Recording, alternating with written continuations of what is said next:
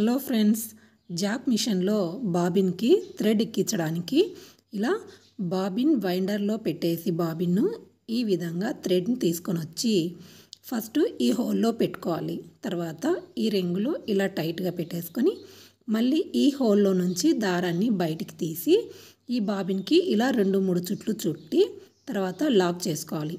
ఈ విధంగా దారాన్ని ఎక్కించుకోవాలి. ఇలానే కాకుండా ఇంకో మెథడ్ చూపిస్తానండి, ఈజీగా ఎలా దారాన్ని ఎక్కించుకోవాలో. చూడండి, దారం అంతా తీసేసాను.